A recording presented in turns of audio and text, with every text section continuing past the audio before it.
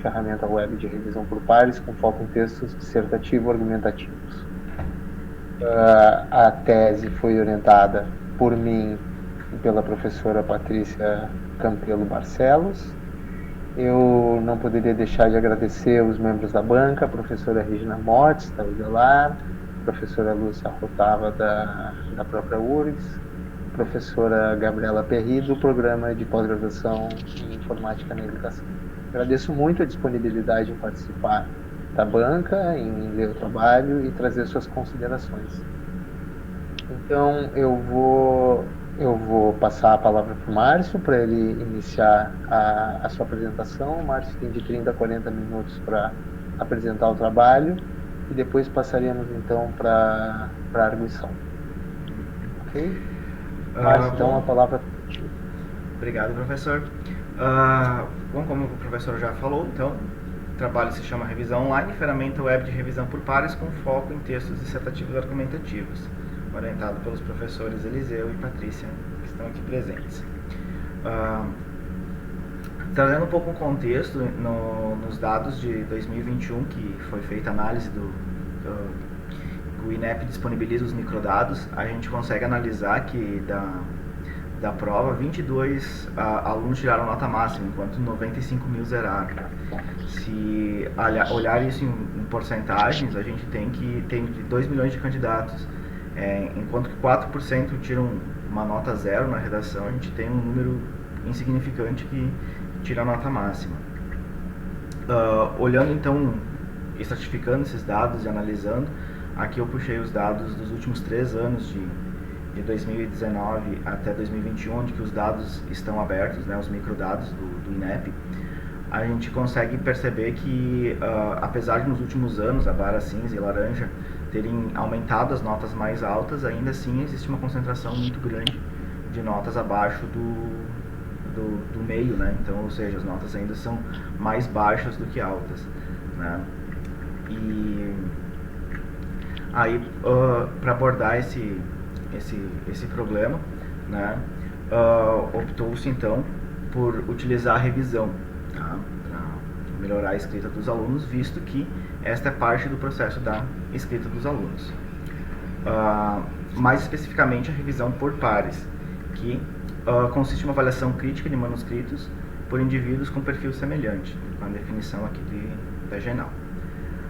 O objetivo principal então da ferramenta foi investigar então como uma ferramenta de apoio à revisão de redação por pares pode contribuir na melhoria do desempenho dos alunos na escrita de textos dissertativos argumentativos. Trazendo os objetivos específicos aqui, então, foi sistematizar os critérios de revisão de redações de modo que possam ser integrados em uma ferramenta digital de apoio à revisão, seguindo o modelo das competências do Enem. Desenvolver uma ferramenta para apoio à revisão por pares, baseado nos critérios de revisão estabelecidos, e avaliar o emprego, então, dessa ferramenta, né, tanto no contexto de sala de aula quanto fora dela, buscando evidências de como o seu uso contribuiu com o desenvolvimento de habilidades de escrita.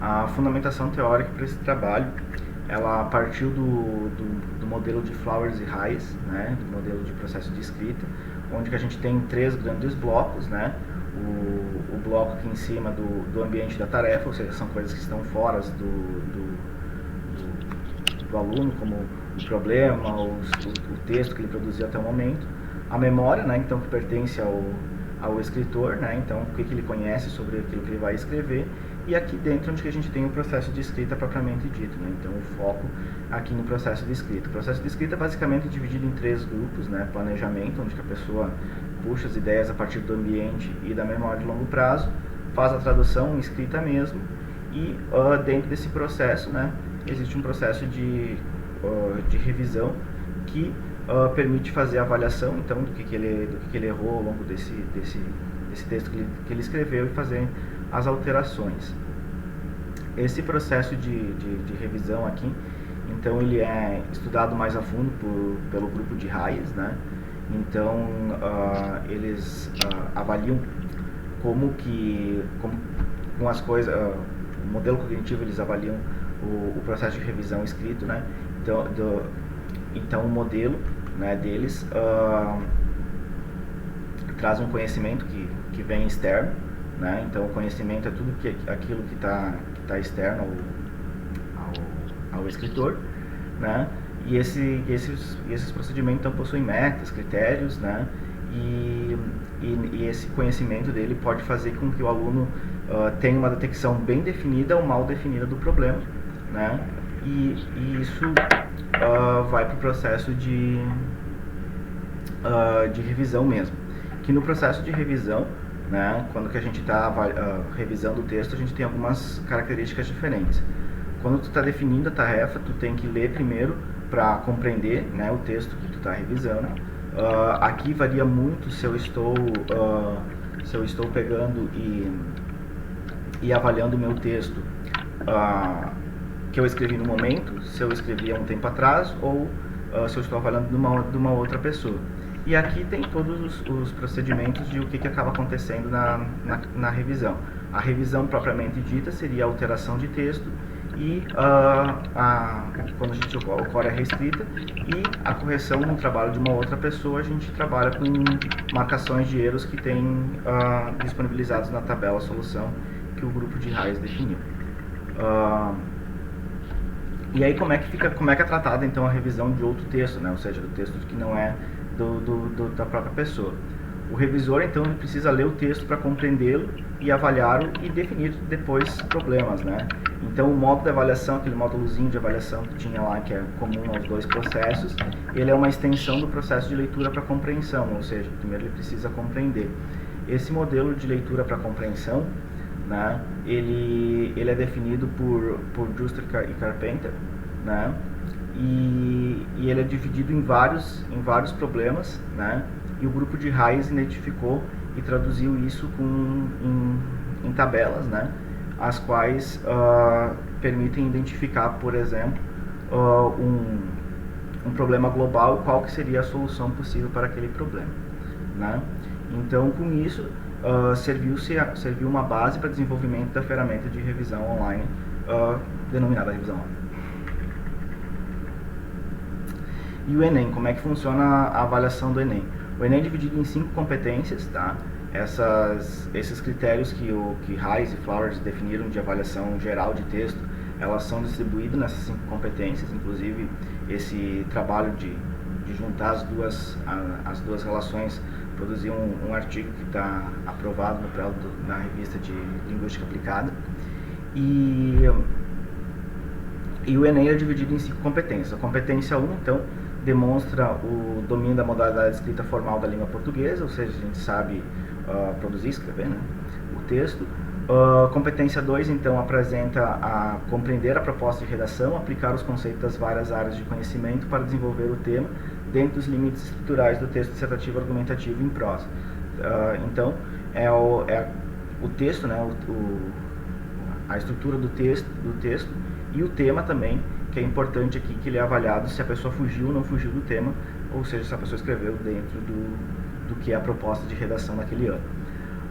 A competência 3, então, seleciona, né, relaciona, organiza, interpretar informações e fatos, argumentos em defesa de um ponto de vista, né? Então essa competência ela foca na argumentação do texto, ou seja, como o texto é um dissertativo argumentativo, essa competência avalia muito especificamente a argumentação do aluno. A competência 4, ela avalia então, faz uma junção a competência 1 e a competência 3, onde que avalia como quais mecanismos linguísticos, né, quais os conectivos, quais os elementos que foram necessários para a construção da argumentação, ou seja, como ele relacionou o texto entre si para poder produzir uma redação. E a competência 5, né, por último, elabora propostas de intervenção para o problema abordado que respeita os direitos humanos, uma competência bem específica do Enem. Para isso foram avaliadas algumas ferramentas, né, que poderiam ajudar a entender esse problema, solucionar esse problema. A gente separou aqui algumas ferramentas aqui para comentar aqui na apresentação. No texto também tem várias apresentação delas. Existem ferramentas que são baseadas em pessoas, né, como o projeto Redação Nota 1000, mais correções, que ele também trabalha com técnica de revisão por pares, mas num modelo de fórum aberto, onde a pessoa vai lá, coloca a redação e outra pessoa vai lá e comenta aquela redação. Não tem é uma escolha, não tem um controle. E ferramentas que surgiram bastante, principalmente nesse período de pandemia, que utilizam técnicas de inteligência artificial. Aqui eu comentei 4 ferramentas bem específicas aqui, né? Então o Cira, ele é uma ferramenta desenvolvida na USP, que foi desenvolvida exatamente para revisar redações, né? Eles utilizam comparação de redações, fizeram um banco de redações e veem estatisticamente o que nota seria aproximada da redação que o aluno escreveu. O Glau e o Clarice A são ferramentas que prometem avaliar redações do modelo Enem com inteligência artificial, mas elas são ferramentas fechadas, né? Então não é mais do que a gente consegue ver em termos de apresentação mesmo. E o ChatGPT, né, que está famoso ali, todos os professores estão falando sobre ele, inclusive quando ele apareceu fui testar, né, porque aparece uma notícia de que ele conseguia escrever uma redação do Enem, e aí a gente, avaliando aqui um texto, né, ele vê que o que foi mandado corrige essa redação com base nas competências do Enem sobre punitivismo e deu uma nota, né, que seria exatamente a interação de um aluno, que foi uma redação que a gente usou como amostra na tese. E o ChatGPT simplesmente não sabe revisar a redação do Enem, ele se perde nas competências. Conforme a interação que tu tem, ele muda muitas vezes a competência, a descrição das competências, então isso acaba confundindo um pouco mais do que ajudando em alguns aspectos. No entanto, tem algumas sugestões que podem ser úteis para os alunos, então o ChatGPT deveria mais ser uma ferramenta que, se utilizada de forma correta, ajudaria em alguns aspectos na revisão do aluno do que pegar e utilizar ela de forma genérica para avaliar uma redação, né? A metodologia, então, utilizada no desenvolvimento da tese. O desenvolvimento da tese ela foi muito circular, ou seja, muitas vezes alguns estudos avançavam, voltavam em círculos, mas basicamente são 4 etapas que a gente pode definir aqui para entender como foi desenvolvido. Primeiro foi feito um estudo, né, fundamentação e análise do sistema.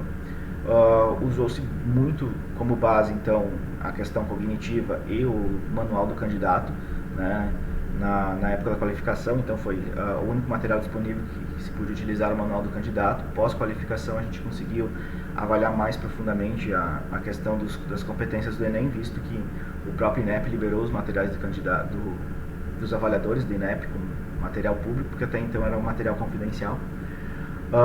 Na etapa 2, então, foi feito o sistema de escrita e revisão, né, denominado revisão online, e foram analisados os resultados preliminares de avaliação de interface, de avaliação do funcionamento da ferramenta, disponibilidade, entre outros, né. Então foi aplicado um projeto piloto, né, com grupos mais reduzidos, e foi feito um grupo focal com alunos para ver o que podia ser desenvolvido. Também foram validados os critérios com o grupo focal de professores, sendo que os critérios de revisão do sistema foram todos desenvolvidos junto com alunos, né? Porque como a ideia era que a revisão fosse por pares, a própria questão do vocabulário e das escolhas das palavras para explicar os critérios tinham que ser desenvolvidos por eles, e depois eles foram validados pelos professores para ver se não tinha nenhuma inconsistência. Depois, com isso, foi feito com toda essa plataforma desenvolvida, foi feita uma avaliação quantitativa, né, visando analisar o desempenho, e uma avaliação qualitativa, verificando avaliar a percepção do uso da ferramenta, né.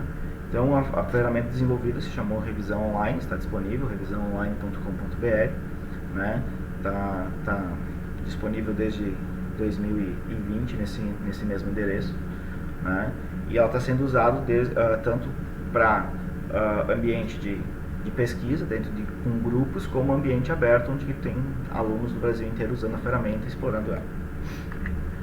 Como é que funciona então a ferramenta? Aqui eu estou pegando como exemplo a Maria, que vai escrever aqui uma redação. Então ela escreve a redação e submete dentro do sistema. O sistema então vai escolher aleatoriamente dois avaliadores, né, que sejam ativos no sistema, né. A gente diz que é aleatório, mas é semi-aleatório porque considera a questão de que o usuário esteja ativo, para não ficar usuário esperando muito tempo numa redação. Isso dentro de uma turma ficam todos ativos, né? A Maria também recebe 2 revisões de redação para poder avaliar, para que garanta que, além dela receber avaliações, ela também faça o processo de revisão de uma redação, né? Com isso, o sistema vai liberando as revisões que ela foi recebendo da redação dela. Ou seja, para cada redação que ela for concluindo a revisão, vai liberando as revisões que o sistema fez da redação anterior, né? E, por fim, a Maria pode avaliar essas revisões e pontuar os revisores, se gostou, se não gostou da redação, da revisão da redação. Desculpa. O processo de escrita da ferramenta, tá? Então ele é um processo bem simplificado, onde tem um sistema para escolha de temas, né? E nesse sistema aparecem os textos de apoio e um espaço para escrita mesmo de redação, né? O título da redação e o texto da redação. Tem um pequeno grupo aqui de dicas para escrita, que são apenas informações básicas de como utilizar a ferramenta, não ignorar parágrafos, essas coisas, né? E também tem botões de ação, que aparece aqui um pouquinho ali embaixo, são 3 botões, tá? Que é para descartar a redação, para salvar a redação ou para enviar para avaliação, porque o usuário pode continuar avaliando a redação, escrevendo a redação, parar e voltar, porque aqui não é uma ferramenta de prova, né? E no processo de revisão, então, né, ele é um processo mais bem desenvolvido e mais focado para poder permitir que o aluno, no momento que está fazendo a revisão, aprenda também com os critérios e permita utilizar todo o arcabouço que foi desenvolvido. Aqui é importante ressaltar que a revisão é dividida em 2 partes, tá? Que tem a parte que a gente chama de avaliação local do texto, né, como definido pelo RAIS. Então, que as avaliações locais, a pessoa precisa selecionar, marcar no texto, né? Então, ele marca ali, vai contando ali na legenda de erros os erros. E também tem a questão global, que são critérios mais abertos. Os critérios mais abertos contam com vídeos, com explicações e exemplos que variam conforme o usuário vai revisando, para não parecer que ele está sempre vendo a mesma coisa. Então, os exemplos aqui aparecem com variações a cada interação do usuário. Além do espaço dos erros, né, existe espaço para fazer comentários, né, comentários escritos, comentários tanto para o critério que está sendo avaliado como para a redação, e aqui embaixo um controle para poder trocar de critério, e avançar e voltar e pular de critérios. Uma questão bem importante desenvolvida no revisão online foi a revisão que a gente chama local automática, né? Ou seja, revisão inline automática, foi denominada assim na ferramenta, que utiliza a ferramenta Language Tool, né? Que foi uma das ferramentas que foi encontrada ali, que ele permite também identificar então erros locais para auxiliar principalmente na competência 1 e competência 4 do aluno, para encontrar erros locais no texto. Nos critérios globais é importante destacar que os critérios possuem explicações, né, que a gente estava comentando antes, e esses passo a passo de como ajudar o aluno a revisar esses itens. Ao final, então, o aluno recebe essa revisão do colega. Essa revisão ela vem toda marcadinha, toda coloridinha, né, com os erros que foram encontrados pelo colega, com a contagem dos erros aqui do lateral, e ele calcula automaticamente uma nota com base nas respostas do aluno, né? O aluno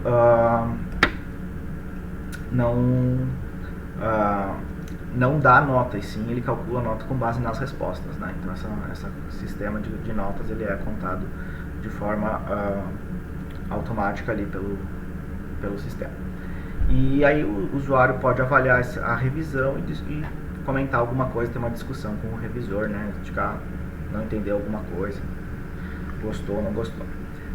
Então, os nossos resultados aqui com a utilização dessa plataforma, né? O levantamento do uso total do sistema permitiu que a gente tivesse um contato total 4.530 alunos, né? Sendo que desses 4.530, 3.850 alunos entraram, usuários, né? Entraram pelo mundo aberto, né? Então eles entraram no Google, alguém indicou alguma coisa, chegaram na plataforma e entraram por aqui. E 680 foram professores utilizando em suas turmas, né? Então, dentro do Instituto Federal, acabou o Revisão Online se transformando numa ferramenta de uso pelos professores e eles estão usando desde 2020, utilizando com essas turmas já deu um total de 680 alunos. Redações concluíram 909 redações no mundo aberto e 828 nos grupos, né? Então, apesar de ter um número grande de usuários, muito entram, revisam uma redação, né? Totalizando 1.737 redações no momento de extração de dados. Reescritas, teve 593 reescritas dessas redações, né? Então, as próprias redações foram reescritas, existe esse procedimento dentro do Revisão Online, apesar de não ter sido utilizado na tese para análise esses dados. E nos grupos teve um número de 676 redações. O número de revisões aqui, então, concluídas no mundo aberto foram 1.019 e 2.781 nos grupos das turmas. Só trazendo uma curiosidade aqui, então, o tema que foi mais escrito no mundo aberto, né, foi Invisibilidade e Registro Civil, garantido acesso à cidadania do Brasil, né. Esse tema aqui foi o tema não do Enem de 2022, do Enem de 2021, e aqui é um tema de um professor que utilizou, então como ele aplica várias vezes o mesmo tema nas suas turmas, então é o que mais tem redações escritas nos grupos. É um tema desenvolvido por um professor. Como é que aconteceu então a seleção de amostra para analisar esses dados, né? Foram estudantes que escreveram ao menos 2 redações, revisaram ao menos 4 redações e utilizaram o sistema por pelo menos 2 meses consecutivos. A gente utilizou os dados analisamos os dados dos grupos que tivesse uma sequência de uso para poder verificar realmente a utilização da ferramenta e não ser um exercício pontual aplicado pelo professor. E estudantes que estivessem no mesmo nível acadêmico, né, para não pegar comparar estudantes do 4º ano com o 3º ano, ou do 3º com o 1º. Selecionados então redações iniciais e finais desse aluno, né, quais foram as redações que ele começou e quais foram que ele concluiu ao longo desse processo, né. Foi avaliado então por especialistas dos mesmos critérios do Enem, então nas 5 competências, e internamente, porque todos os critérios do Revisão Online eles são subdivididos em vários critérios, as competências, e essas avaliações foram feitas também pelos especialistas. E aí foi feito o teste T-Student para amostras pareadas, para verificar se houve uma melhora ou não do desempenho dos alunos, né? Então, avaliando os nossos resultados, né, a gente selecionou os alunos e a gente observou que no tempo 1, ou seja, no início da redação, e a primeira redação submetida no sistema e a última redação avaliada pelos especialistas, houve um acréscimo da nota, né, de 674, a média do grupo estudado foi para 716, né, e calculando o teste T-Student apresentou uma melhora com significância 0,02. Aí então o que foi feito? Como a gente verificou que houve essa melhora na escrita da redação, a gente quis explorar um pouco mais como se deu essa melhora e onde é que se deu essa melhora da redação. Aí então a gente abriu isso para cada uma das competências, como a gente tinha as notas abertas, né? E aí a gente observou uma significância maior nas competências 1, 4 e 5. Isso se a gente considerar um limite de P de 0,1, né? Então a gente aumentou esse P porque a nossa amostra era pequena, trabalhava com um período ali da pandemia, e também a gente analisou os dados por vários outros outros lados também na questão tanto qualitativa, como também foi explorando como se deu essas notas. Por isso a gente resolveu considerar esse PVL maior. Então a gente observou uma significância maior então, nessas competências 1, 4 e 5. Né? Falando então aqui da competência 1, né, o que a gente observou de interessante foi que aqui a gente vai apresentar os dados gerais do INEP, né? Então isso aqui foram os dados de 2021, como eu falei, são os dados abertos que o INEP disponibiliza. 2022 eles ainda não liberaram os microdados, né? Então a gente não consegue pegar as notas abertas, só tem as notas gerais. Então aqui a gente consegue ver que o desempenho dos candidatos em termos de média na competência 1, elas ficam distribuídas da seguinte maneira, né? Aqui vocês vão ver na escala de X duas linhas, né? Então tanto a nota de 0 a 200 como o nível, porque no Enem como é que funciona a nota? Cada competência recebe 200, né? Recebe de 0 a 200, e esses 0 a 200 significam níveis de proficiência diferente do aluno, né? E aí para isso, né, depois a soma das 5 competências fecha a nota 1000 lá, que é tão desejada pelos alunos, né? E aí o que acontece? Na competência 1 a gente observa que é uma competência que tem um valor alto de alunos que zeram a competência, ou seja, tem muitos erros ortográficos, muitos erros gramaticais e tal, e são poucos alunos que atingem uma proficiência maior. A utilização do revisão online demonstrou um ganho grande, principalmente nesse nível máximo, né,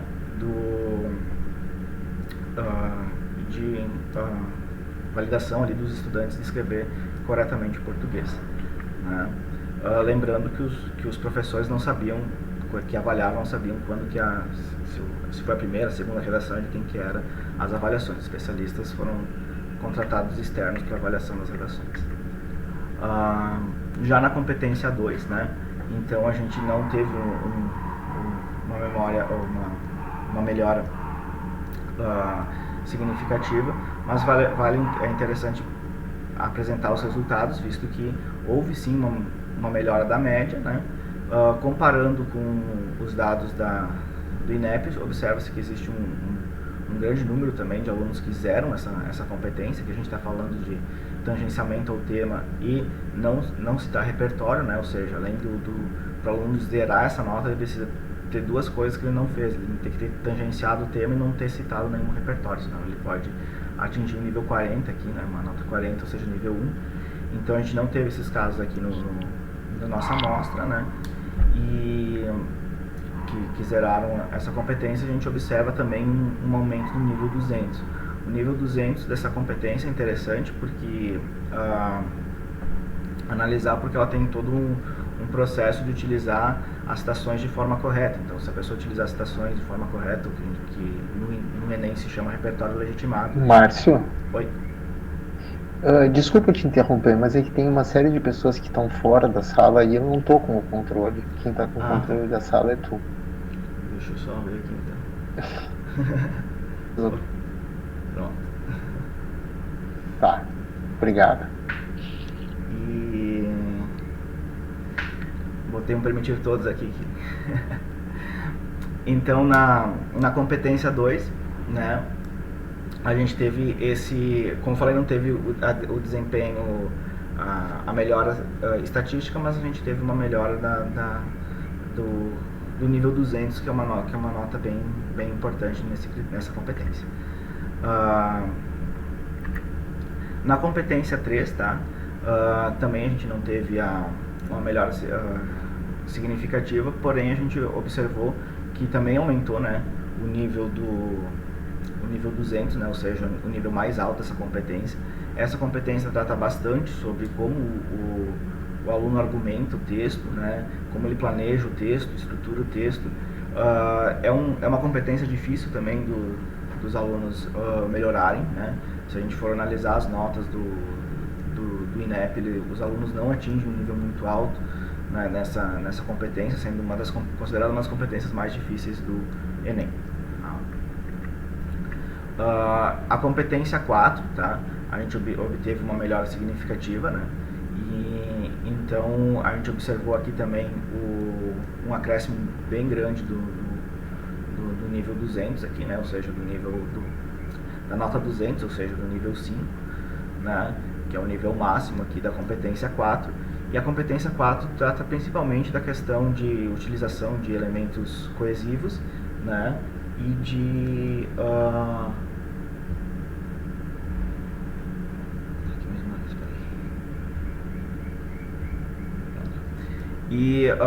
elementos coesivos e também da repetição. A repetição é avaliada nesta competência 4 aqui, né? Então apresentou resultados bem interessantes. Já a competência 5, a gente observa inclusive um comportamento muito parecido com a nota a distribuição do INEP, né?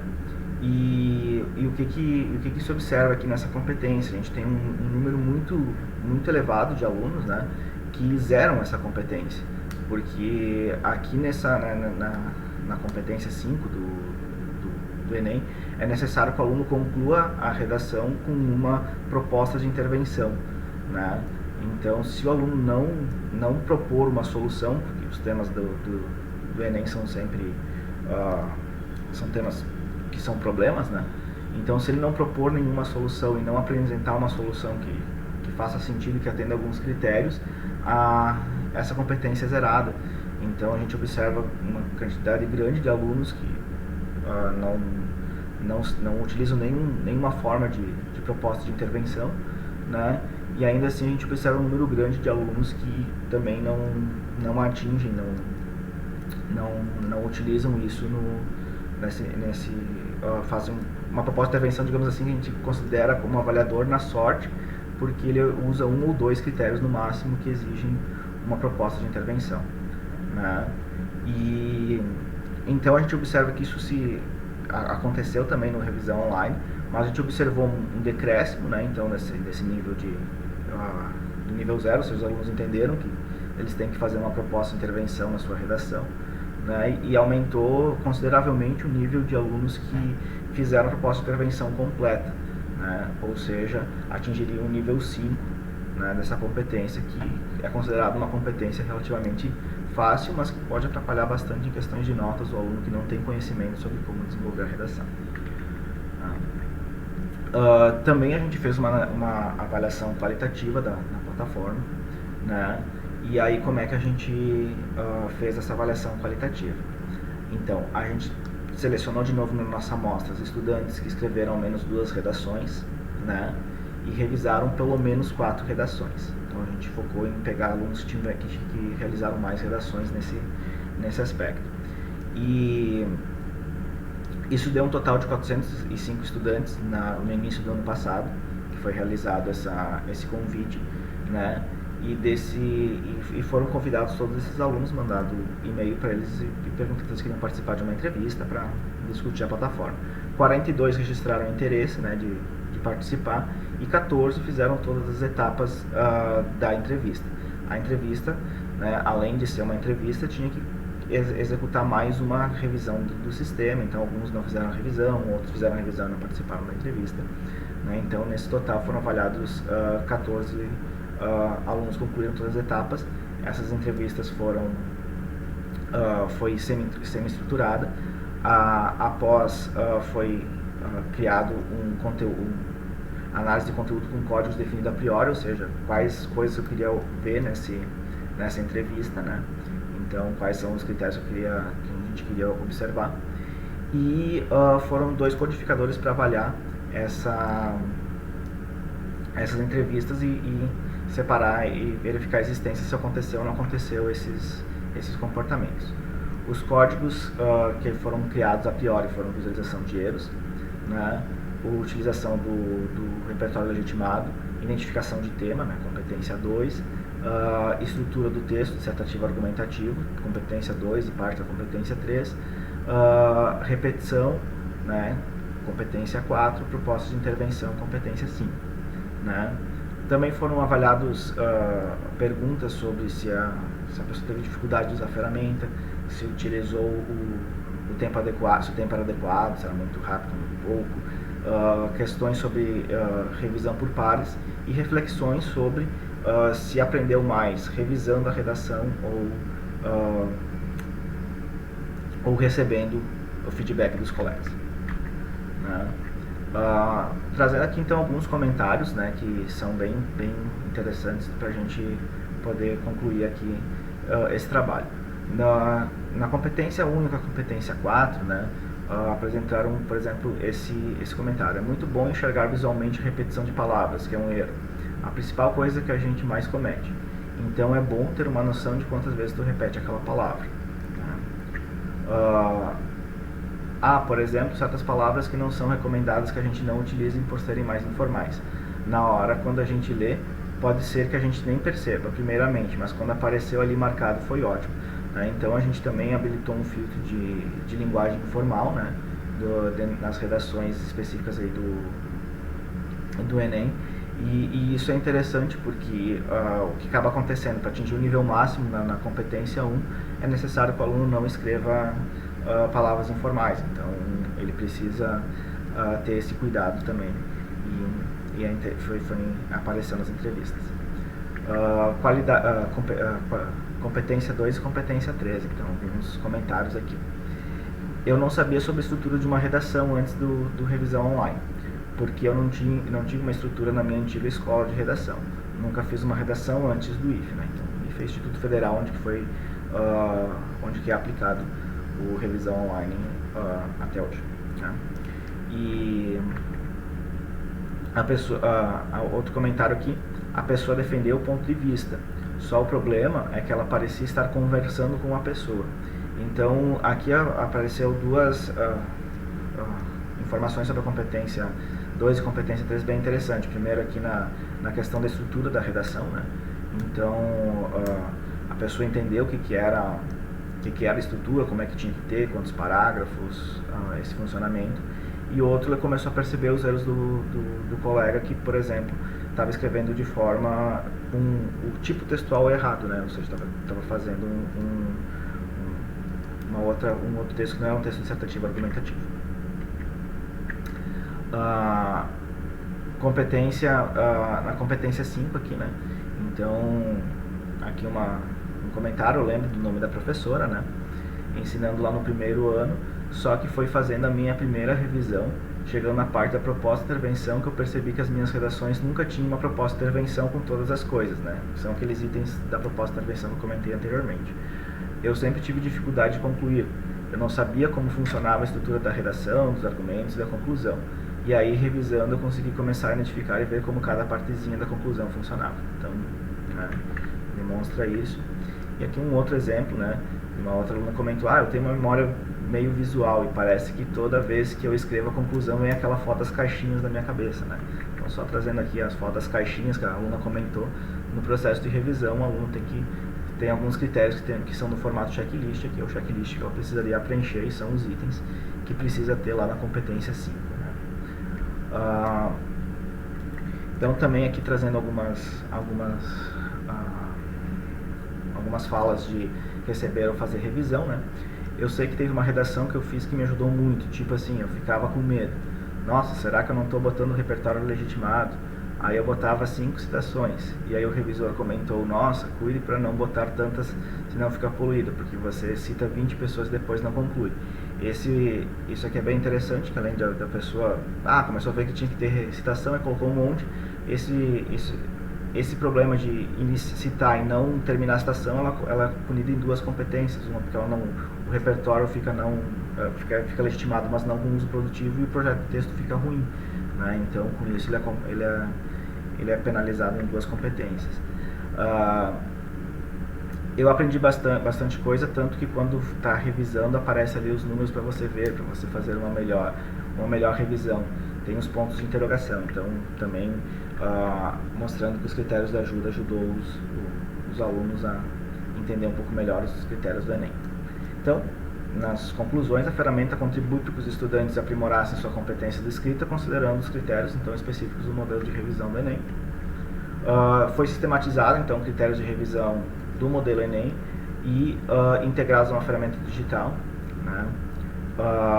desenvolveu então essa ferramenta apoiado na revisão por pares e recursos baseados recursos cognitivos da literatura, né? Ou seja, dos modelos cognitivos como funciona o processo de revisão. Então a ferramenta foi pensada nesses dois aspectos. Foi avaliado então o emprego da ferramenta revisão por pares, tanto em contexto sala de aula quanto fora dela, né? Trazendo aqui uma ideia então de trabalhos futuros, né, para a plataforma, porque não pretende parar por aqui. Então, transformar o Revisão Online em uma startup com classificações de revisores, né, permitindo ser uma ferramenta que se autossustente e consiga gerar dados, a gente poder explorar ela, pagar bolsista, toda aquela coisa, né, e implementar robôs de revisão e recursos automatizados que vão poder auxiliar na revisão de redação. Então já está sendo feita, inclusive, avaliação de outras métricas de processamento de linguagem natural atualmente para melhorar o sistema do Revisão Online, né? E continuar com projetos, tanto no Instituto Federal, onde eu sou professor, como na URGS, com foco no pesquisa, ensino e extensão, levando essa ferramenta para frente. Queria agradecer imensamente, então, ao professor Eliseu, à professora Patrícia, que me ajudaram muito nesse processo, a banca que está aqui. Eu vi que entraram várias pessoas aí que me acompanharam ali no processo, então são importantes também. E sabem o que foi o trabalho. E agradecer ao Instituto Federal, que permitiu também que eu me afastasse, e ao CNPq, que deu algumas bolsas para alguns estudantes me ajudarem a desenvolver essa ferramenta. Obrigado. Márcio, muito obrigado, Márcio, pela apresentação. Vamos passar então para a arguição da banca. Se a banca me permitir, eu vou quebrar um pouco o protocolo, que é de sempre chamar o professor que está mais distante, no caso seria a professora Regina Mortes, que se encontra em Montevidéu, mas eu sei que a professora Gabriela Perry está com alguns problemas de conexão hoje e conseguiu se ajustar para participar. Então, em função disso, eu sei que talvez ela tenha que se ausentar um pouco mais cedo, e então eu vou convidá-la, se todos concordarem, eu convido a professora Gabriela para iniciar a arguição.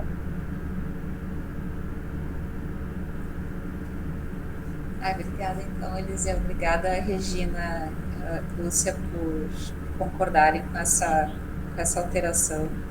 Eu vou conseguir já consegui recarregar minhas baterias todas aqui, que lá em casa, como a maior parte da cidade aqui está sem luz, né?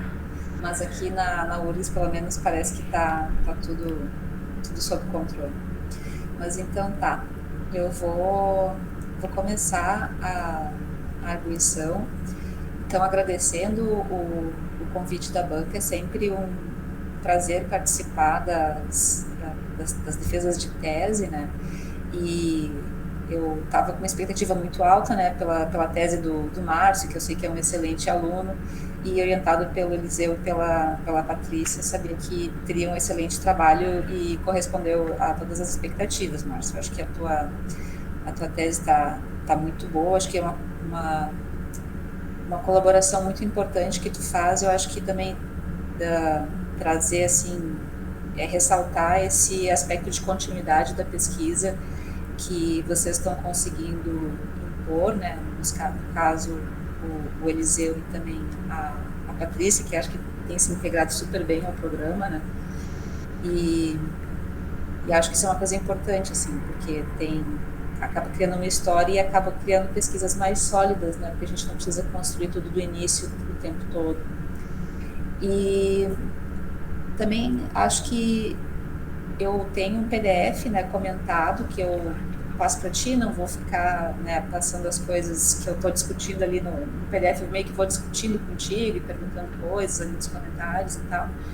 E aí eu queria só, então, passar para as coisas que eu acho que são as mais importantes e também te dizer que, assim, claro, para mim a tua tese está 100% aprovada. Eu acho que o teu trabalho é muito bom, como eu falei, é muito importante, muito relevante, e também acho que tu deve estar muito cansado, né, que eu sei que a gente termina o doutorado cansado, e às vezes a gente termina o doutorado até um pouco meio enjoado da tese, assim, não precisa me dizer nada, mas é que como eu vejo que a gente termina, como eu terminei, como eu vejo que os meus orientandos terminam. Mas como eu acho que o teu trabalho é tão relevante, eu acho que tu precisa realmente fazer as modificações direitinho, entregar tudo, porque a tua tese com certeza vai ser muito consultada, né? Às vezes a gente pega os artigos e vê que ali tem um pedaço só da pesquisa e tal, e a gente, não, vou pegar a tese porque lá tem tudo, e aí se esse leitor pegar a tua tese, ela não tiver, né, aí não vai ficar legal, se ela não tiver bem direitinha, bem redondinha. E acho que falta pouco mesmo, assim, Márcio. A primeira coisa, assim, se vocês aceitarem a sugestão de ampliar um pouco a revisão ali sobre a revisão sobre revisão, né?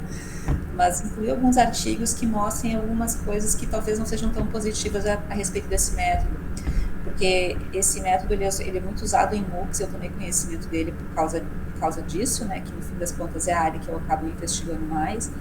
E tem problemas muito grandes de confiabilidade, porque tu não tem confiabilidade não no sentido das pessoas não serem confiáveis, né? Confiabilidade no sentido matemático, de tu ter avaliações muito discrepantes dentro do mesmo avaliador, né? O mesmo avaliador avalia de forma muito diferente coisas, trabalhos dos mesmos colegas, enfim, e tem uma variabilidade muito grande, né? E ter também a questão dos avaliadores, quando avaliam colegas, não serem tão rígidos, porque sabem que podem estar interferindo na nota dos colegas e tudo mais. Então, só se puder, se vocês acharem que vale a pena, né, trazer assim esse lado que eu sei que se todo mundo jogasse limpo, e esse é o meu tema de pesquisa atual, assim, como a gente burla o sistema educacional, se todo mundo jogasse limpo, termo meio, enfim, não o melhor termo, mas foi o que também ocorreu agora, né? Com certeza a revisão seria um método sensacional, mas é que os alunos não jogam limpo, né? E aí tem que ver essa questão, assim, também, até mesmo a revisão pode ser colocada no ChatGPT, alguma coisa assim, enfim. Só essa sugestão aí, se vocês aceitarem. A outra é que eu achei o relato do teu desenvolvimento, achei ele muito extenso, porque se for pensar que a ideia ali de ter o relato seria mais parecer como foi feito, né? Porque ninguém vai repetir e tudo mais. Acho que ele podia ser um pouco menor, assim, e achei que ficou confuso porque tu teve várias versões, tu teve 2 alfas, 3 ou 4 betas e várias versões depois do último beta. E aí elas foram de 2018 a 2021, e aí os pilotos foram em 2019, eu achei assim, ele fez o piloto com beta, depois fez mais uma versão. Então só se der para tu reler isso, tentar talvez deixar um pouco menor, um pouco mais enxuto, e tentar pensar num leitor que para ele não se perder na linha do tempo dos testes e do desenvolvimento. Até naquela tua tabela, acho que é 3.1, tu nem fala na versão beta 4 que tu fala no teu teste piloto. Então, só revisar esse texto pensando no leitor que está perdido na linha do tempo. Que eu fiquei um pouco perdida com essa coisa, assim, da ordem dos eventos. Tá. E a última observação que eu vou fazer é em relação aos teus testes, tanto qualitativo quanto quantitativo, que eu discordo, assim, frontalmente da tua, não é conduta, mas da forma como tu apresenta os resultados, tá?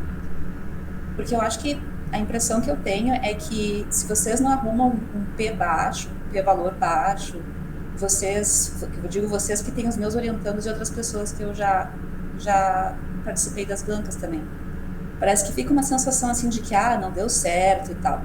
Mas eu acho que a grande contribuição da tua tese é tu permite um acesso, uma distribuição, um acesso democrático, um acesso fácil a uma coisa que é tão difícil de ser implementada, sabe? É um serviço que é muito difícil de ser implementado e que ele é cognitivamente muito importante, que é a revisão. Então eu acho que o software em si ser disponibilizado de forma gratuita e ainda por cima para a comunidade que não é de um IF, sabe, não é de um local, ela é muito legal. Eu consegui submeter uma revisão, então eu não faço parte de grupo nenhum e se eu quisesse estudar, eu conseguiria, sabe? Então eu acho que esse é o grande valor da tua tese e não o P-valor disso, o P-valor daquilo.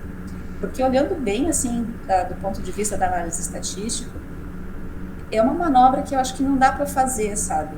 Tu teve um N pequeno, mas o teu N é o suficiente para tu usar um teste de student. Tá? Mas assim, tu pegar e dizer que porque tu não teve um p-valor menor que 0,05, tu botar que o p-valor é 0,1, não dá, sabe? Tipo, se o p-valor fosse maior que 0,1, tu ia botar 0,2.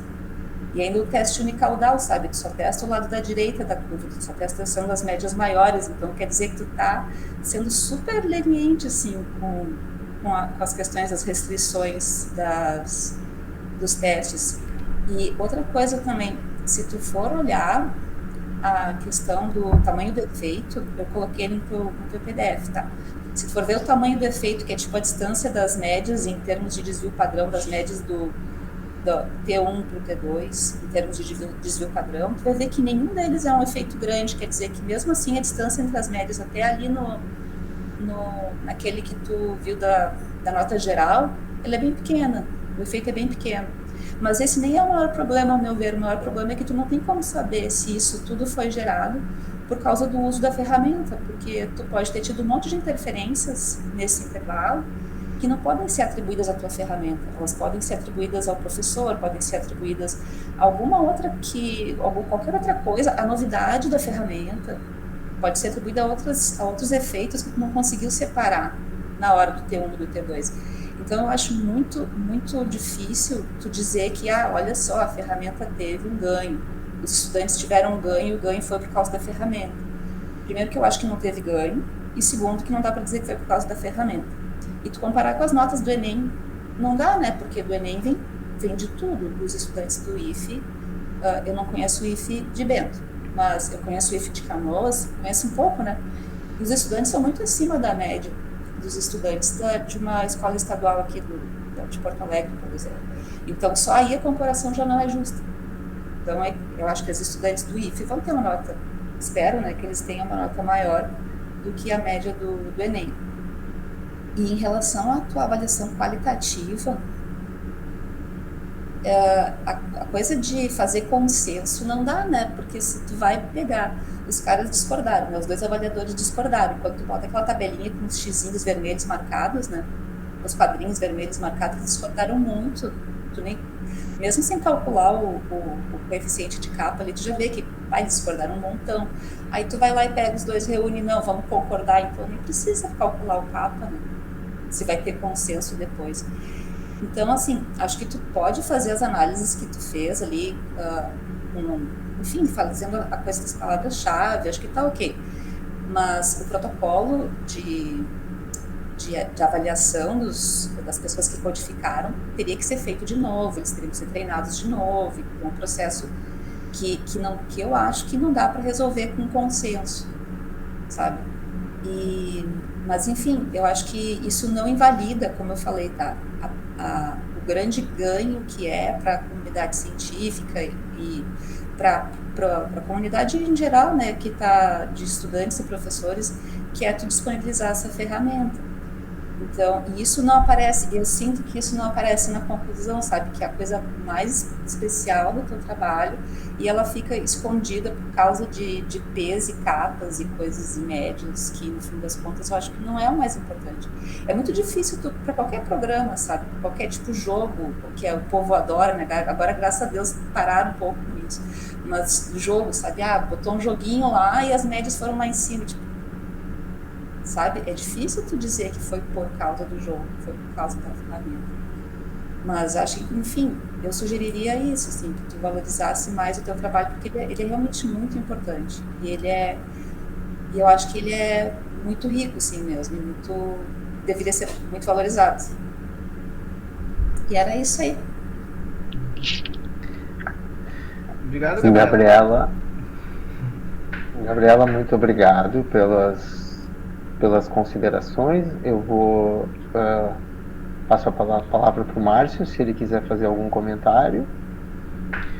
Não, primeiro eu queria agradecer. Eu acho que vamos tentar aqui rever algumas coisas e tentar reajustar. Então, tu comentou que quando fez as marcações no PDF, acho que fica bom, porque até tu ressalta essas questões lá, né? Então, eu fiz várias anotações aqui também do procedimento, né? E realmente, assim, fica difícil de poder botar tudo que a gente conseguiu desenvolver e tal. Então, durante o processo a gente tem tem coisa assim, isso aqui, vamos avaliar isso aqui, vamos avaliar aquela outra coisa, então acho que realmente pode ter ficado ali. E, um pouco o foco principal, o ganho principal acabou ficando de lado. Mas vou anotar aqui, com certeza, vou discutir com o Eliseu aqui, vamos tentar deixar a versão final super perfeita. Só para repetir, assim, o que eu quero dizer é que não é porque o P e o K, etc, isso, sabe, isso não quer dizer que com isso, porque eu acho que o P não deu valor, não deu diferença mesmo. Acho que não teve diferença entre o T1 e o T2. Não, acho assim, forçado dizer que teve. Assim. Mas isso não quer dizer que o trabalho não esteja excelente, que a ferramenta não seja maravilhosa, que ela não vá ser extremamente útil. Acho que o fato desses resultados estatísticos não terem dado do tamanho que vocês gostariam, que tu gostaria que tivesse dado, assim, nossa, foi super significativo, o tamanho do efeito foi enorme, não sei o quê, eu acho que não quer dizer que tu não possa enviar um artigo dizendo, olha, a ferramenta é muito importante, é muito útil, serve para um monte de funções, enfim, acho que é isso que eu estava querendo dizer, assim, que não é o teste A ou B que vai dizer o quanto a tua ferramenta é importante. Eu vou fazer um breve comentário. Tu pode imaginar, Gabriela, que a gente sofreu muito em volta desse P, porque quando o Márcio fazia os testes, e no final a gente ficou com assim, a triste decisão de fazer uma análise de alguns critérios que nos pareciam relevantes, de comentar, apoiados um pouco naquela parte também mais qualitativa, ou deixá-los de fora, né? Como assim, simplesmente não é significativo, não vamos falar sobre eles. No final, a gente foi até atrás, assim, de pesquisas que pudessem apoiar o uso de um P, né? Por que é 0,5 e não é 0,1? E a gente encontrou até uns artigos da Nature que discutiam um pouco isso. E a gente optou por dizer, vamos arriscar, vamos pegar e vamos botar 0,1. Para poder falar um pouco mais sobre alguns critérios que estavam ali batendo naquele 0,5. Mas eu gostei muito dos comentários. A gente quase sabia que... Eu achava que era tu mesma, Gabriela, que ia trazer esse assunto. Mas eu entendo, eu concordo com as tuas observações. Acho que a gente vai reestudar aqui como apresentar isso e quem sabe até rever, devolver 0,5 e não comentar os critérios que estão... Que como a gente seguiu esse caminho, acho que até certo ponto vamos tentar levá-lo a cabo, mas quem sabe... botar o valor mais padrão e comentar menos sobre esses critérios, né? Ou com, sei lá, com alguma ressalva desses critérios que não chegaram ali no menor que 0,05. Bom, mais uma vez, obrigado mesmo pelas considerações. Eu convido então agora a professora Regina Motes para fazer seus comentários, suas considerações sobre o trabalho. Muito obrigada, Eliseu, o Márcio, obrigado, e Patrícia, professora Patrícia também, e muito contente de estar aqui nesta emotiva apresentação, porque eu sei do trabalho que tem detrás de tudo isto, por conta dos projetos que estamos juntos, e eu gostei muito da proposta aqui apresentada, da tese, porque eu achei ela muito sólida, né, com o marco teórico muito bem desenvolvido, que não é uma tese só de uma ferramenta, sino que está muito bem encaixada dentro das considerações de todo o que significa a avaliação de pares. E também achei o problema do Enem, do problema da escrita em geral e o desenvolvimento da escrita tratado no trabalho com muita solidez, não? Desculpem meu português, por favor. Eu estou muito achornada, assim. Mas, assim, sendo que o resultado é uma ferramenta, o que estou tentando de marcar, sobressaltar, é que não fica somente na ferramenta. Ela tem um respaldo muito bom de todo o relevamento que você fez da parte pedagógica e de como é que se desenvolve a escrita. Isso acho que é muito bom aqui. Também achei muito fácil de ler, gostosa. Ficou mudo, Regina. Regina, teu microfone ficou mudo. Desculpa. Estava falando que achei muito gostosa de ler. A prosa está muito motivante. Assim, queria perguntar para você se você mesmo usou a sua ferramenta para melhorar a sua escrita. Vou dizer, Regina, que eu mudei muito, assim, porque até uma proposta que eu tenho dentro dos projetos lá, a gente faz uma revisão por semana de redação, né? Então eu tô lá sempre junto com os alunos, assim, realmente revisando a redação dos alunos. Parabéns. Então ficou muito bom. Aí eu fiquei tão emocionada, motivada por o seu trabalho, que eu comecei a dizer, tudo que poderia ser feito com isto e quantas coisas mais, não?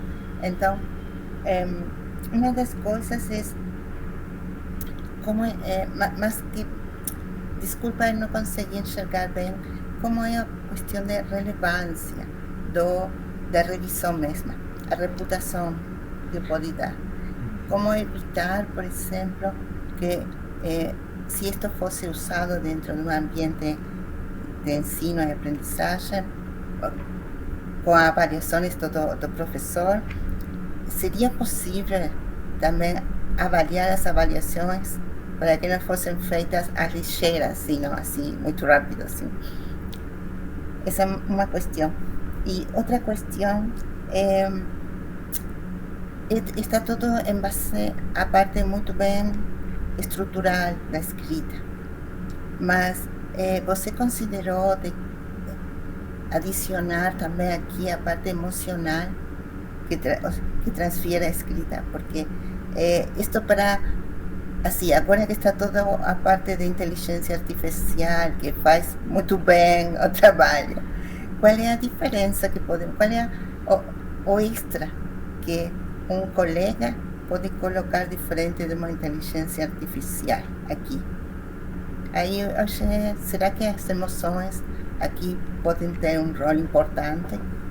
Eu gostaria de saber sua opinião.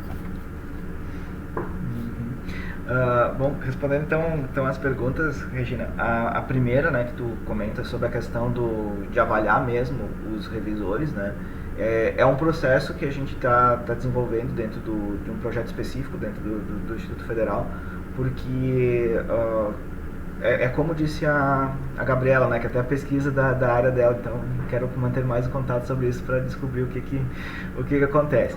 Nos mocks realmente é isso, né, no mundo aberto a gente vê muito que muitas vezes o pessoal vai lá, mexe para tentar terminar logo a revisão, né. Nos grupos os alunos já sabem que eles vão estar sendo avaliados pelo professor depois que o professor pode ver a revisão, então tu tem um funcionamento melhor, né.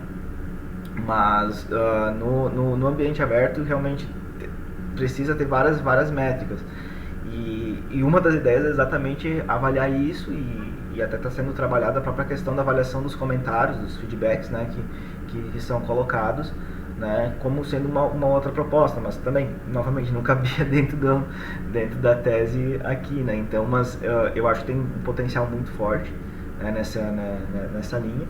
Tem uma outra professora do Eliseu que a gente está extraindo exatamente os dados de comentário, né, para tentar verificar se existe isso, se existe essa questão do feedback mesmo, do feedback entre eles, para até avaliar, inclusive pode ser avaliada a questão da parte emocional também. Eu vou dizer a minha opinião porque eu realizei as entrevistas, né, com os estudantes, então conversei com eles e também trabalhando ao longo do desenvolvimento do projeto teve bolsistas que passaram, teve vários estudantes, inclusive eu botei lá um apêndice para ter uma dedicação para eles lá que fizeram os trabalhos técnicos lá dentro do Instituto Federal. Então a gente conversa e discute muito isso da questão da questão de saber que o feedback é uma pessoa e não que o feedback é uma máquina, né? Então, sim, isso é uma coisa que eu vejo que os alunos gostam disso, né? E inclusive me comentam várias vezes, assim, até alguns, gostaria de saber quem que era, e ao mesmo tempo outros, eu não gostaria de saber quem que era, porque teve uma resposta mais dura, uma resposta, assim, muito, fez uma avaliação, assim, mais superficial.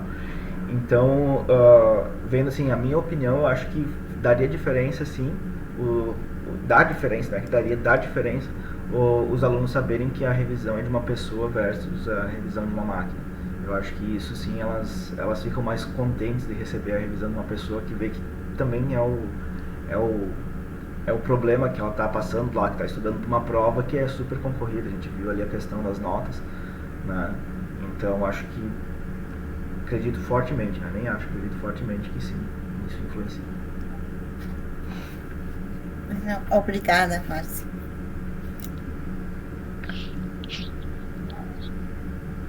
É isso, Regina, então? Sim, é isso. Tá bem. Muito obrigado. Muito obrigado, então, Regina, também pelas colocações, pelas considerações. Eu estou tomando nota aqui dos comentários. Depois, enfim, certamente, não no fim de semana, né, Márcio? Mas semana que vem faremos certamente uma reunião para, enfim, conversar sobre isso. Convido agora, então, a professora Lúcia Rotava também para trazer suas considerações e comentários. Bom, muito boa tarde a todos. Obrigada ao Márcio. Sabe, Márcio, que eu fico muito feliz em ler o seu texto.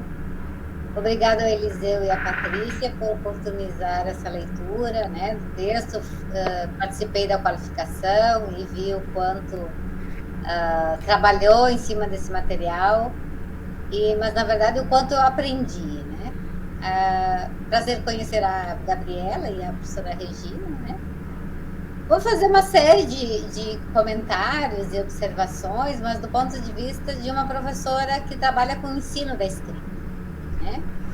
E de uma professora que é defensora que a escrita é um processo, e um processo que não é simplesmente eu atribuir uma nota que faz a diferença nesse processo, né?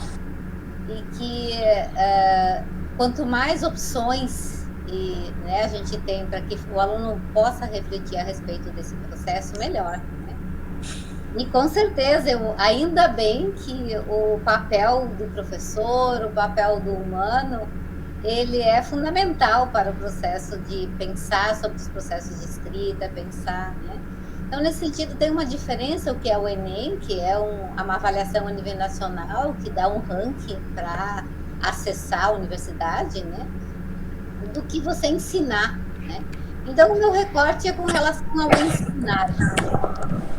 E vou fazer uma autopropaganda aqui, né? Porque quando eu li o texto, a tese do Márcio, eu fico feliz porque ele concorda comigo. Então, hoje saiu um texto a respeito do ChatGPT, que eu e meu colega Antônio acabamos de fazer, e chegamos à conclusão que sim, o papel do professor é importante, porque a máquina não dá conta de um conjunto de variáveis, né? Especialmente com relação à competência 3. Né? Então, eu vou comentar nessa perspectiva. Né? Mas voltando, então, à sua tese, que é o foco, eu demorei muito para ler a sua tese, porque eu quero testar todas as ferramentas que você sugere aí.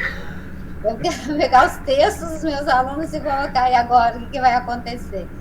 Então, em vez de eu ler a tese, eu já estava numa terceira ferramenta colocando os dados dos meus alunos. E também vou fazer um convite, Márcio. Eu trabalho com uma disciplina de produção de textos do curso de administração aqui na URGS. E eles produzem muitos textos e obrigatoriamente eles têm que reescrever, né? Independente, eu faço um parecer descritivo, porque o objetivo da disciplina não é avaliá-los e dar uma nota, e sim instrumentalizá-los para que ao longo do curso de administração eles possam produzir os textos e os trabalhos que os professores exigem, né, ao longo da disciplina, seja eles trabalham de uma disciplina específica, o TCC, ou etc e tal. E quando, na verdade, o professor diz assim, eu quero que vocês façam um trabalho sobre tal tópico, sobre tal tema, né? E eles se deparam com situações, e agora, o que eu faço? Né? Então, a tua ferramenta permite que eu olhe para o meu colega, que eu perceba o que é um bom texto para nesse momento da minha formação, e essa tua ferramenta mostra. Então, avaliação em pares, Gabriela, eu defendo muito do ponto de vista de um processo de ensino-aprendizagem, assim, diferentemente de exames nacionais, com certeza, né? E também, exames nacionais, a gente não corre o risco do erro, né? De achar que nós somos rígidos, que olhamos muito para o texto e a gente não consegue. Mas, enfim, e dizer, então, que eu fico feliz porque eu não imagino o trabalho que essa tese deu, né? Você montou todo um ambiente virtual, usou diferentes versões, né, atualizações dos próprios programas, e com certeza a gente chega ao final exausto, né? Mas sim, o seu trabalho tem uma relevância muito grande. Então, aqui não é uma pergunta, né? É mais uma conversa. O convite de você vir lá na disciplina de produção textual, às segundas-feiras à noite. Se você quiser, já pode aparecer segunda-feira lá na turma, falar do seu programa e sugerir que eles façam as revisões, né? Seria bem legal. Então, o convite está em pé. Eles fizeram a primeira versão do texto. Aí eu estou olhando, né? Tem a ver com resultados do seu texto e tem a ver com a competência número 3. E por que eu amarro ela? Porque na sua discussão teórica, lá no início, quando veio sobre a concepção de escrita, você traz e diz que adota na sua tese uma perspectiva cognitiva de escrita, né? E se eu olhar assim mais detalhadamente, a competência número 3 do Enem, ela tem esse olhar cognitivo, esse olhar de subjetividade, esse olhar de como é que eu recorto o ponto de vista do texto, como é que eu me posiciono com relação a um determinado tema, né? E coincidentemente, né, do ponto de vista estatístico, ela foi irrelevante essa diferença. Isso tem, da minha perspectiva, que dizer ainda bem que foi assim, porque o papel do professor está resguardado, né? Eu queria que você comentasse, então, a respeito disso, como é que você lidou, que percepção você tem, especialmente dessa competência. É a dificuldade não apenas da máquina, fazer uma revisão, o ChatGPT mostra que não, né? Nos nossos dados a gente faz simulações e eles não entendem a validade, esses aspectos, né? Obviamente, claro que tem a ver com a instrução que a gente dá para a máquina. Então, eu queria que eu te ouvir você a respeito dessa competência 3, que foi vista como inconclusiva, e como é que você relaciona com o processo de escrita da perspectiva cognitiva, e como é que a gente lida com isso, se a máquina não consegue dar conta, se o ser humano tem a prepotência de dizer sim, eu dou conta, eu consigo inferir questões subjetivas de um texto, e entender o que é subjetividade. Eu queria te ouvir um pouco a respeito disso, Marcos. Bom, você primeiro, obrigado pelo convite já, eu comentei que estava aceito, então vou me organizar aqui para participar, depois te mando um e-mail ali para pegar mais os detalhes e a gente fazer. É uma coisa bem interessante, né? Apesar da ferramenta ter sido feita com foco no Enem, a gente pode modificar todos os critérios, então dá para fazer outras avaliações.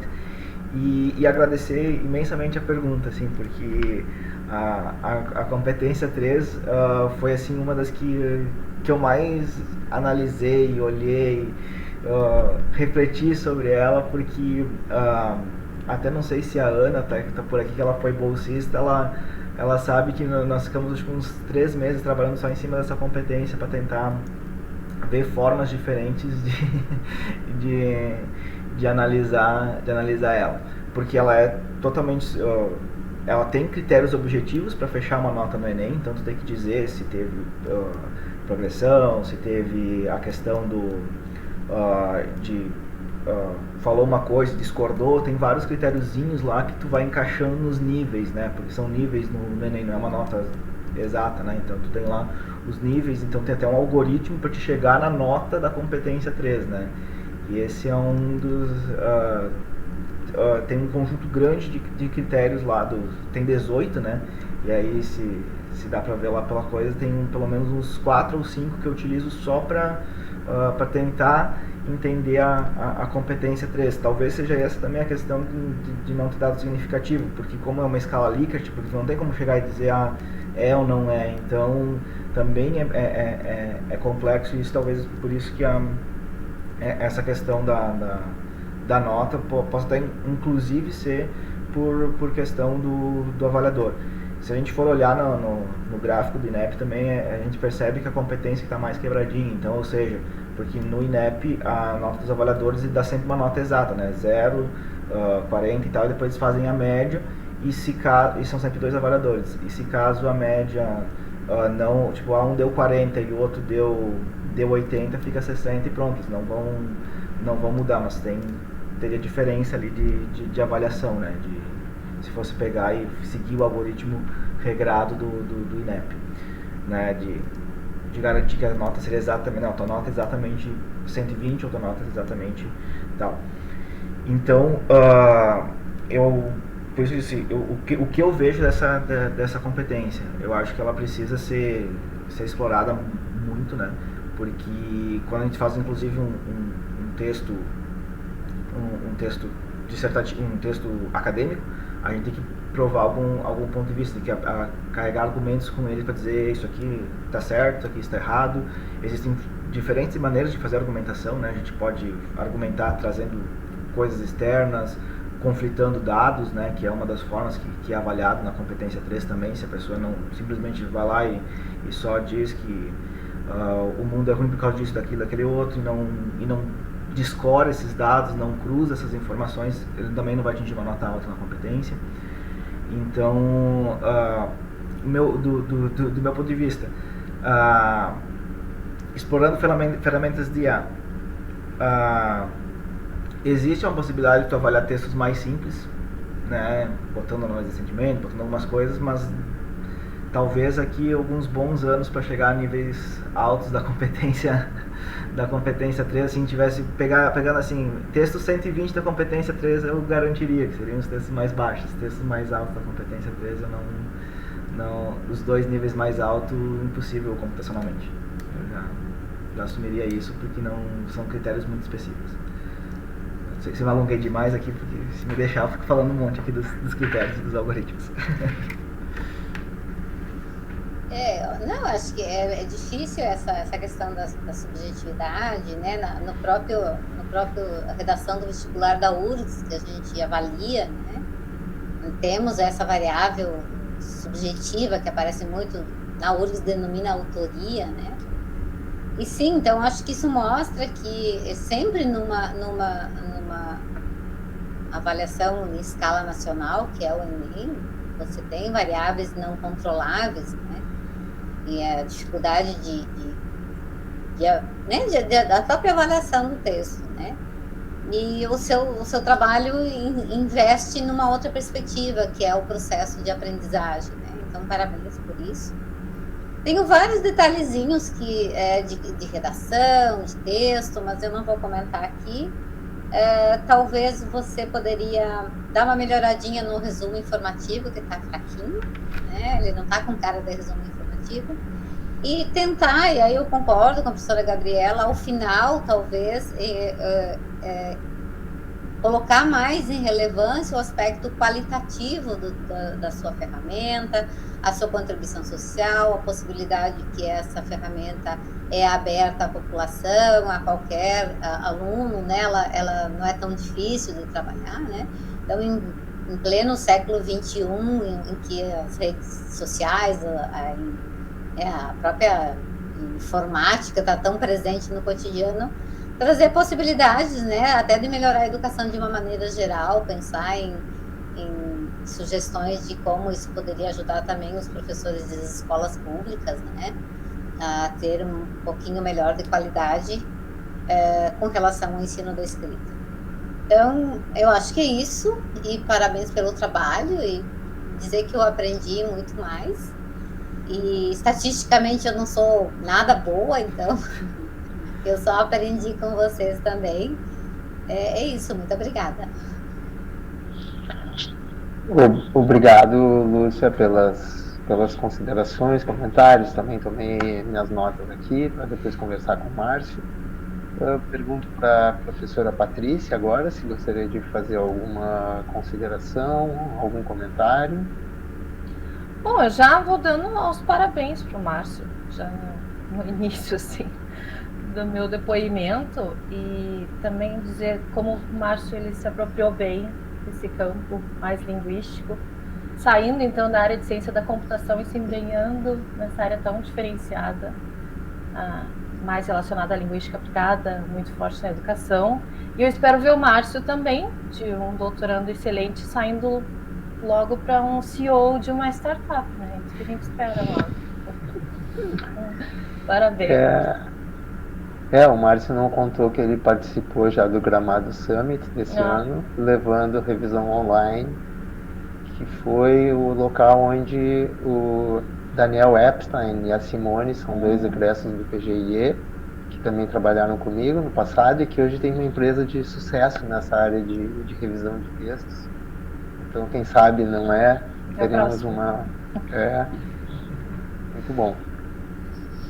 Bom, mais uma vez agradeço, então, aos membros da banca pelas excelentes considerações. Eu vou passar aqui pelo chat um link para uma outra sala,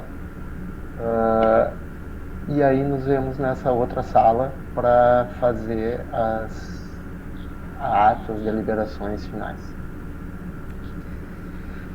Aí eu peço para que vocês saiam dessa sala, eu acho. Acho que vão ter que sair, né? Para que os microfones não fiquem abertos aqui. A gente sai e volta depois, Márcio. Beleza, ficamos aqui no aguardo.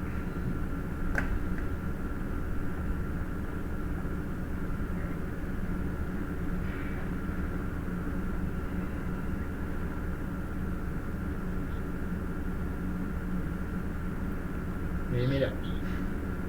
E aí?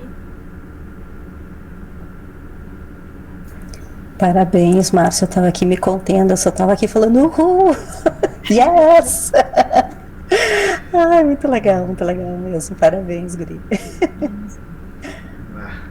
Vou botar aqui que daí eu fico olhando pra Missão cumprida. Foi um parto, né, Márcio? Foi. É uma coisa que até a gente não pode usar como desculpa, né? Mas pensar todo um processo aí no meio da pandemia foi pegar ali, fazer os testes com os dados lá e escrita. E tu teve que usar aqueles dados, né? E a escrita é que nem disse a Lúcia, né? Um processo, né? Não tem como tu fazer uma medida em alguns pontos e tu precisa ter pelo menos um mês para te perceber alguma diferença, né? E aí eu considerei 2 meses utilizando a ferramenta, né? E aí por isso que... esse é o problema, né? A gente tá tendo que fazer as coisas toque de caixa, né? Tu também vai ter um trabalhinho ali para tentar ver a diferença, porque tua intervenção também é curta, né? E ensino, o que eu mais vejo, assim, do tipo usando ali o sistema é isso, né? Ensino é processo e não medida. Não, é que na verdade é um sistema para ser usado pelos professores, né? É que é difícil, é um negócio meio complicado a gente medir o sistema, né? Tudo bem. Eu lembro que eu estava lá dando volta ao redor das competências lá, dos critérios de revisão. Aí eu lembro que a Albira chegou e me xingou e disse, olha a escrita de uma vez, avalia o todo, porque... né? E ela falou assim, porque eu posso te dizer que os meus alunos que usaram revisão são diferentes dos alunos que não usaram.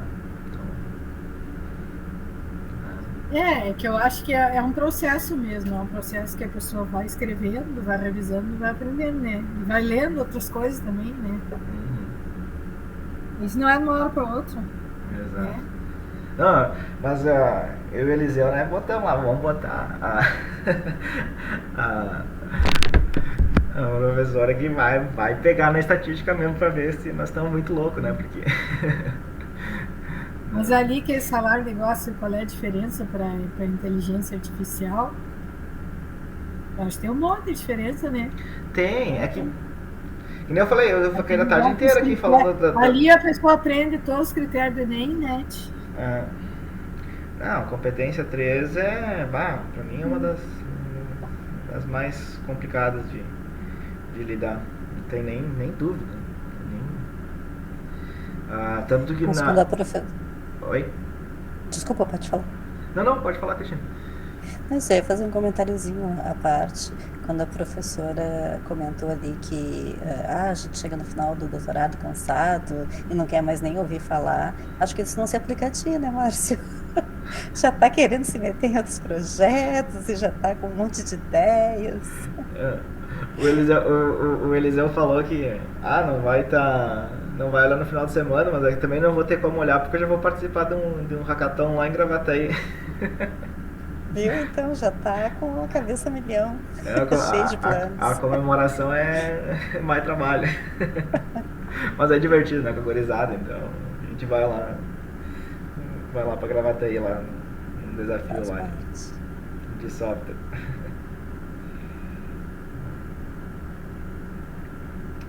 A sensação de terminar deve ser muito boa.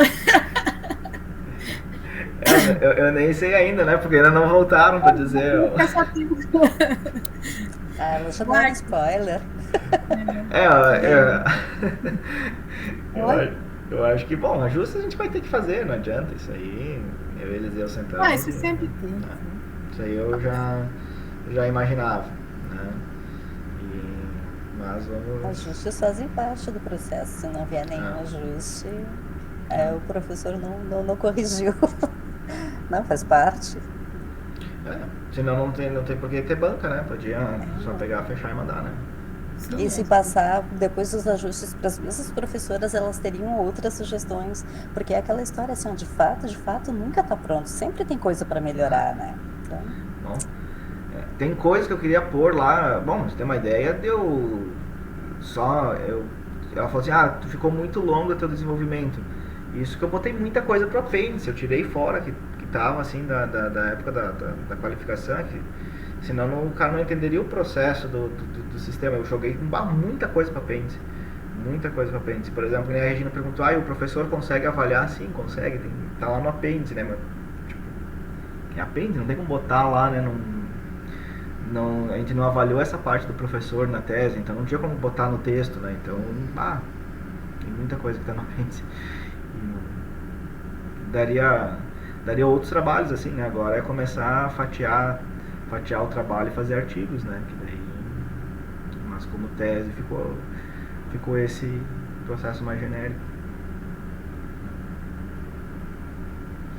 Quantas páginas ficou todo o proposto? Oi? Quantas páginas deu, né? Deixa eu ver aqui. Ficou um monte. Um apêndice e tudo, Foi lá para as alturas.